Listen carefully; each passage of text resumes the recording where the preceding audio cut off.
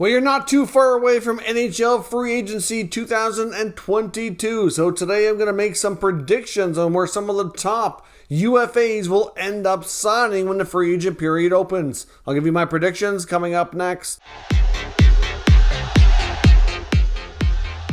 So welcome back to another video here at Top Shelf Hockey. As I mentioned today, we're just going to do a prediction video just for fun. I want to make some predictions on where some of the top UFAs are going to end up signing. Of course, free agency opens July the 13th, so obviously that's still a little ways away. We have a few weeks here for the rumors to circulate and teams to possibly re-sign players and keep them off the market and those types of things. We're bound to see some trades as well as we head in closer to the NHL draft. We're going to have a buyout window around July 1 as well, so there's going to be lots of other things that take place ahead of free agency that could also impact some of these teams' decisions and where they can spend money and where things might end up going in that regard. So, of course, like I said, this is just for fun. If I predict one of your favorite players is leaving your team, I don't hate your team. I don't hate any players. This is because I get those comments all the time. That's why I say those things. Oh, you just hate this team, or you want to torture me, or nope, this is just strictly for fun. Predictions. Let me know what yours are down in the comments.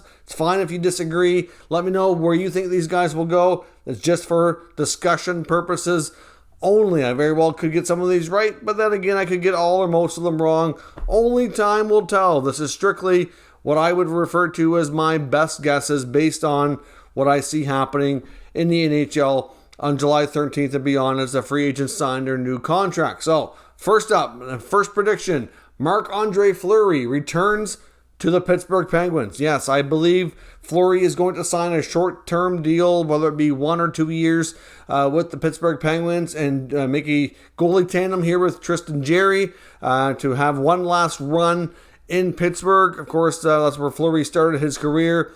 Played there a long time, had a lot of success. One of their all-time greatest goalies in their franchise, including a Stanley Cup victory to his name. So certainly, something that I think he's very, very interested in. I think really ever since he's left, I don't think he ever really envisioned himself going to places like Chicago or Minnesota. Obviously, things didn't work out too badly for him there. But when he went to Vegas in the expansion draft, I think at that point it was rumored that he was likely going to end his career there. Or maybe, and I stress maybe, return to Pittsburgh for one last run before it was all over. Of course, I don't think he kind of envisioned or predicted some of the other things taking place in between that saw him go on a little bit of a different route. But to me, I think he's either going to go to Pittsburgh. I could see maybe a possibility of staying in Minnesota, but I think it'd be very challenging for them to do so, even though there's heavy interest. The next one, I'm going to stay with Pittsburgh here for a moment, go through some of these names. But I do believe that defenseman Kris Letang will also remain in Pittsburgh, and he'll rejoin his old buddy Marc-Andre Fleury, signing a most likely, I'm going to say 4, maybe 3, could be 3, but I'm going to say probably a 4-year deal, maybe even 5. I know Kris Letang has made it known he plans to play 4 or 5 more years. I know the Penguins were more interested, if they could, to extend players like him and Malkin to a 3-year deal. That way they expire the same time as Sidney Crosby, because Crosby has 3 years left, so that would make sense. But I think Letang is going to push for a little extra term, so I wouldn't be completely shocked if he does maybe get 1 extra year beyond Crosby. But we'll see. I think ultimately here there's going to be lots of other teams that make offers if he makes it to the free agent market. But to me, amongst the Pittsburgh crew of free agents, to me, he's the most important for them to retain. Their blue line is already, I think, fair to say, a bit of a weak spot compared to other areas. And if they lose Letang, that's really going to hurt. He's by far, like a large margin, their best defenseman. So I think they will eventually pay up and get him signed and keep him in the fold to finish out his career as a Penguin. Now, number 3, Evgeni Malkin, a longtime Pittsburgh Penguin, obviously a longtime teammate of Letang, Crosby, and of course Fleury coming back, but I don't see Malkin sticking around. I think Evgeni Malkin is going to leave Pittsburgh. I don't really think he really wants to, but at the same time, I don't think he really wants to take less money. And to me, I think Letang is the one of the two that can command more of the money right now based on age, production, health, all those things. Malkin's still a really good hockey player, but he hasn't played a full season in forever, and I think the Penguins are used enough to playing without him that I know that he's making like $9 million right now. There was word that they offered Letang and Malkin around like 5 or so. This was a while back. I think they will come up and get a deal done with Letang, probably in the neighborhood of 7.5, 7.75, something like that. Malkin, on the other hand, I don't think he's going to want anywhere near 5. I mean, he was reportedly saying before, rumors were that he would be willing to take a little bit less. I don't know if he's going to want to take that much of a haircut, though. So I think he's going to ultimately end up with their biggest rival in Washington. I think the Washington Capitals are going to have some LTIR options because of the Nicholas Backstrom contract. And the Caps need a centerman to go along with Kuznetsov and to play with Alex Ovechkin possibly. And of course, Malkin fits that bill. Now, they might go another route here. There's going to be some other centers on the market that they could consider. They could look at maybe doing a trade. But I think Washington is better suited to hit a free agent signing to replace Backstrom than they will by trade. I just don't know that they have enough assets to really pull off a trade for any kind of substantial player that would really, really help them in that number 2 center spot. So to me, free agency is the way to go. If it's not Malkin, a guy like Nazem Kadri will get a lot of interest. One of those 2 guys I think the Caps will push hard to get. But to me, this is kind of just really throws an entertainment factor in here, obviously because of the rivalry and everything like that. He's going to join the dark side here and go to the Capitals. That would really make another Pittsburgh Washington playoff series very interesting if it ever happened again. So to me, that's a prediction I'm making, and we'll see where things go. Like I said, they need a player like him. We'll see if they can get him, and might have to go a different route here. Number 4, Johnny Gaudreau, one of the more interesting names. I do think Johnny will definitely hit the market. It doesn't sound like he wants to sign until he has a chance to see what else is out there. I do think, though, by that happening, that there's going to be so much thrown at him between the possibility from a personal standpoint of playing close to home and teams like the Devils and Flyers throwing ridiculous money at him, that I think Johnny Gaudreau is going to leave the Calgary Flames. And I am predicting that he most likely goes to the Philadelphia Flyers or New Jersey Devils. Now this one, I'm going to say Flyers is my first choice, but I think the Devils might just pull it off as well. Now the Flyers, you might say, well, how can I make cap space? They don't have the room. Yet they don't right now. But like I said, that's why I made sure I mentioned here leading into this that you're going to see teams do several other moves before free agency opens. So they're going to see some trades. You're going to see some buyouts. And I think they're going to be able to move along from players like James Van Riemsdyk at $7 million. Probably Travis Konechny. There's word they might move on either through trade or buyout of Oscar Lindblom. Like, they're going to create some space there and make a run at a top free agent. You know the Flyers are going to probably do something ridiculous when it comes to throwing a ton of money at a top player. It doesn't sound like they think they need a rebuild. I know a lot of fans think they do. I don't think that ownership and Chuck Fletcher and the senior brass there really have any appetite for that. They brought in John Tortorella as a coach, and I think that they're going to want to make a big splash in free agency and do a really quick retool to turn this thing around. So I think they're going to be pushing hard for a guy of Gaudreau's caliber. Now, like I said, of course, he's got his old buddy Kevin Hayes from his college days there too that will advocate for him. He's close to home. There's lots to think about. New Jersey, like I said, it would be a great landing spot for him as well with all the young talent. But I think the Devils might just opt to try to do something a little bit different, and maybe a player that's just a little bit younger to maybe better align themselves with the other young players they have on the team. So to me, I think the Flyers make a lot of sense. Number 5, Darcy Kuemper, arguably one of the best goalies on the free agent market, especially after Fleury.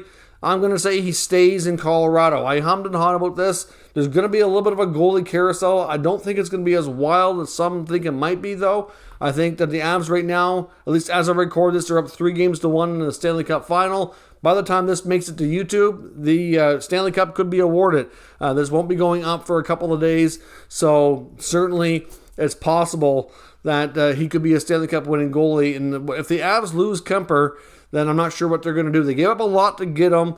I don't know if he can really command a ton of money to price himself out of there much. It will be a challenge, but for right now, I'm going to say Kuemper stays. Ville Husso, one of the more interesting goalies on the market. I'm predicting he goes to the New Jersey Devils. The Devils need another goalie to either work with Blackwood or they're going to trade Blackwood. I'm not sure what it's going to be. No matter how you shake it, it's either going to be a 1A, 1B, or Husso will be the starter. I think they can get him on a probably 3 or 4 year deal, maybe in that $3 to $4 million range, $4 million maybe, 4 times 4, something like that. I think that's probably what's going to happen, and I think that'd be a good landing spot for him. I do think the team like the Edmonton Oilers will be interested in Husso as well, and I can see that maybe if he doesn't go to New Jersey, I think Edmonton is probably another team that makes a ton of sense as well. And that would be my fallback prediction if that goes in that direction. Next up, you have Filip Forsberg, the 40-goal scorer from the Nashville Predators. It really concerns me that he's not signed. I think the longer this goes, the more likely he leaves. And at this point, I'm predicting that Filip Forsberg signs with the Los Angeles Kings. I do think there'll be some other teams out there that will heavily pursue him, such as the New York Islanders, but I think ultimately LA will win out. His old buddy Victor Arvidsson is there. We know that they made the playoffs this year. They want to make another push to add another top scorer, and he would be a good fit. So I think even Carolina is another team to watch. So Carolina, LA, and the Islanders, to me, are the 3 teams that would be the most likely landing spots for Forsberg. But I'm going to say LA is going to win out and Nashville is going to lose this one. It's taken way too long. I'm not sure what they're going to do to replace them, but time will tell. Number 8, Nazem Kadri, the Colorado Avalanche number 2 center, is likely pricing himself out of the Avalanche organization. Like I said, by the time this hits YouTube, he very well could be a Stanley Cup champion. So that's going to add to his resume and the price that he's going to be able to command next year. Now, I'm not sure Kadri's going to get an astronomical contract. Yes, he put up 87 points this past year, but if you look at his history, he's been primarily a 50-60 point player. Now, a lot of times in his career, he's played lower in the lineup, but due to injuries and COVID and other issues this year, Kadri had more of an opportunity to play a higher role with the Avalanche than he has before, really taking advantage of it. He's still talented enough to put up the numbers. I just don't know that one big year and all those other years, that 50-60 range would be really enough to put him in that like $10 million, $9 million salary. I don't think it's going to be the case at all. His previous career high was 6 years back at 61 points. He's likely looking at a contract here of probably maybe 4 to 5 seasons. I'm not sure what he's going to get for a term. He's 31 right now. He's going to be 32 by the time next season gets underway. You're not going to want to go too long. It might even be a 3 or 4 year deal. Hard to say. But in my prediction here, I'm going to say that he goes to Pittsburgh. I think after losing out on Malkin and Malkin refusing to take enough of a haircut to re-sign with the Penguins, they're going to still try to go for it here and bring in Kadri on a more of a bargain deal than you might think. I can also see Pittsburgh making some additional moves to try to create some other space as well. It's well known that they're likely going to move a defenseman, especially if they re-sign Letang. So I can see whether it be Marino, Pettersson, or maybe even Dumoulin, but Marino and Pettersson more likely to be moved to create some open space there. I can see the final year for Jason Zucker, maybe finding a way to move on from that as well. And I can see them just finding ways here to make all this happen. It's not going to cost as much to get Kadri, I think, as some people might think. But we got Claude Giroux in the Florida Panthers organization. Will he stay in Florida or will he go elsewhere? I'm predicting that Claude Giroux is going to remain with Florida. It's going to be tricky. Florida's going to have to find a way to open up some space to make this happen. I don't know exactly what he signs for. Maybe it's 1 year. He might take less money given the tax differences and stuff, maybe $4 or $5 million. I don't know what he'll take to try to go for a cup. Obviously, they got a new coach coming in with Paul Maurice, and I can see them pushing hard to keep him. They did give up a lot to acquire some of these guys at the deadline, so I don't see they're really, letting them all walk away. Giroux, to me, I think will sign a short-term deal and give us another go with Florida. If they don't win the Stanley Cup, or even if they do, regardless of what happens, I can see him moving on after next year. A lot of talk he wants to go home to Ottawa, and I think at some point we might see that. I just think that this coming season is a little bit premature.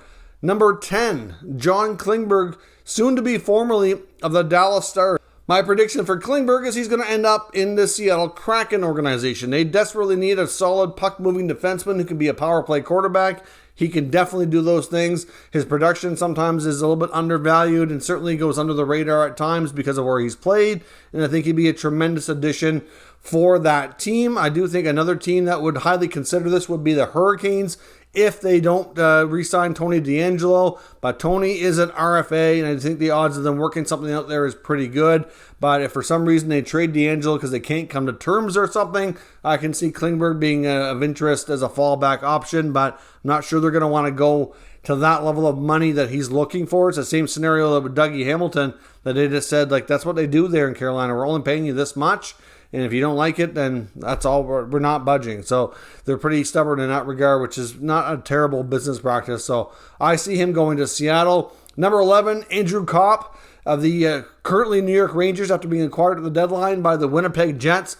And I do see the Rangers making every effort to re-sign COPP. I think that's going to work out. They gave up a lot to get him. I don't think they're going to just let him go like that. I honestly think that they will let Ryan Strome leave, which will be a disclosure for the next player we're going to talk about. Strome, I think, is going to be out. COPP will be in as the next number 2 center there in the Rangers organization.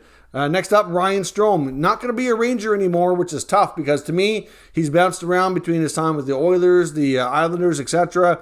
To me, he's played his best hockey as a Ranger. He's had a real good fit there, but the Rangers, to me, the last couple of years have been reluctant to really commit to him long term. And I think that acquiring COPP was a sign that that's a fallback option and he's likely not coming back. I'm going to predict he ends up in Columbus.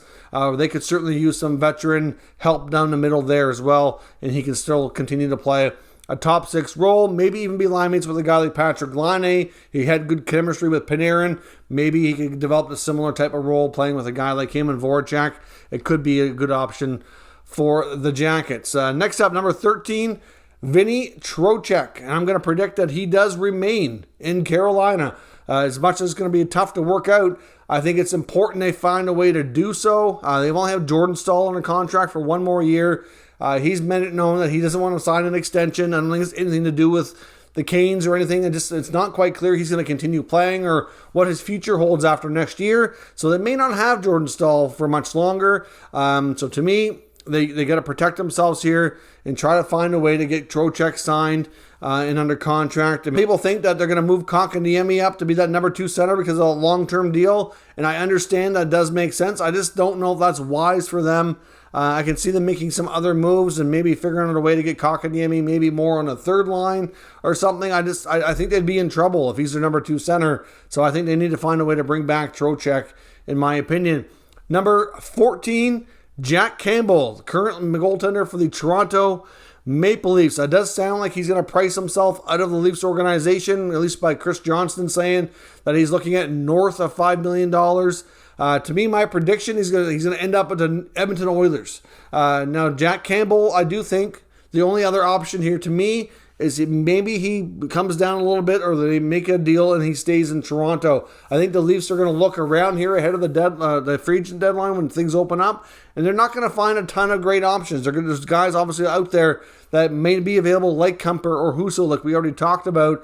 But I think the Leafs may, if they lose Campbell, I think they're going to have to address goaltending by trade. I don't know if they're going to really have a lot of options out there besides 1 or 2. Like I said, but they're going to have lots of competition for those guys. But to me, Campbell will get an overpayment from the Oilers, similar like we saw about Zach Hyman. Now, I'd like the Hyman contract for Edmonton. I know some people think it's too much money, too much term, but I think we're going to see a scenario where Ken Holland and the Oilers do overpay a bit to solidify a position that's been a weak spot for them for the past couple of years. We've seen this Oilers team make some noise in the playoffs. They feel like they're getting close. Solidifying that spot is going to be one of their top priorities, and Campbell could help them accomplish that. And number 15, we have Evander Kane. Of course, we don't know what Kane's going to do because of the San Jose grievance. This is going to be something I think might drag out a little bit longer. I wouldn't be shocked if he does not sign a contract until the San Jose situation is completely resolved. We know the outcome, if he's going to win any